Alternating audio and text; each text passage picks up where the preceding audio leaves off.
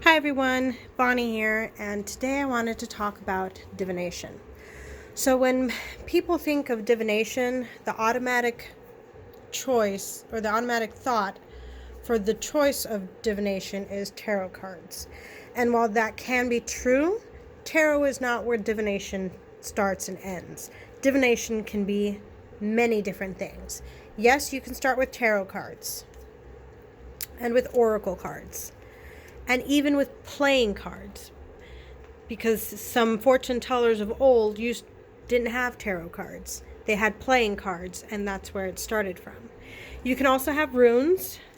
These I bought, but I've made my own with similar stones. This, as you can tell, is the Futhark runes, and it's a simple glass stone with the runes painted on with like a paint marker, with a gold paint marker. Now you can use Futhark runes, or you can use the Ogham, or you can use witches runes. They can be on glass beads, they can be on stones, and they can even be on little wood chips that you burn the symbol on. They can be anything that you find meaning in. They don't have to be a specific rune. It can be your own symbol that you have a meaning to. There's also pendulums. This is a pretty pendulum that I got in a Samhain box from Creations from the Hollow, and it came with a little pendulum board. This was homemade, or handmade, so you could try that as well. Simple yes or no questions. You can try scrying. And now scrying, you can start from a crystal ball that's as big as your hand, or even something as small as the smoky quartz sphere that you can look into. You can use a black mirror.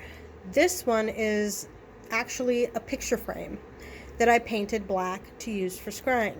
You could use a bowl of water and look into that. I like to use my cauldron because it's black, but you can use a simple white bowl as well, just something that you can look into. Now, scrying doesn't have to be just something clear. You can scry using the clouds. Like if you look at the clouds, what do those look like to you? What do they mean to you? You can use divination in dice throwing, where the numbers that land mean something. You can use candles, where if the smoke is burning a specific direction, or if the wax is falling to the left, it might mean no, or if the wax is calling to the right, it might mean yes.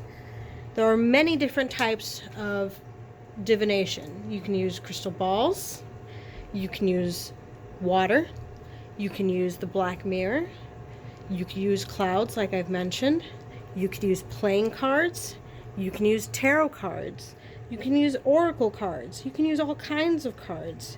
Like I said, you can use candles, you can use dice, you can even use colors. There was this fun video that I saw where I wish I could remember where I found this from, but you make a small little bag with strips of colors on it, or in it, and each color has a different meaning. So like black could mean chaos, orange could be joy, purple could mean relaxation. So you just stick it in a bag, you take out your color, and that is your meaning for your feeling for the day. As you said, you can use pendulums, and you can read tea leaves. I don't read tea leaves. I'm very bad at visualization. It just looks like a mess to me, but tea leaves can be very helpful for those who are practicing divination. Just like with candle wax, at the very end of your candle burning, you can use that same technique as in the symbolisms for tea leaves in the candle wax as well. And then of course there's palmistry, which I never got into because I don't understand. But you can look into that as well. It doesn't have to be just tarot cards. So I also wanted to show you this book. It's called The Fortune Telling Book. It's by Gillian Kemp. And it's got little tidbits inside. It's not a very lengthy book, but it's got little tidbits inside. and it has a few little resources for you to use. So like for instance, let's say you wanted to use playing cards. You go to here, and it signifies each suit and what the suits allude to. There's also a section in here, there's also a section in here for dice and the meanings of what numbers you get. Just a little tidbit. So anyway, not much to say other than tarot is not the end-all of divination tools.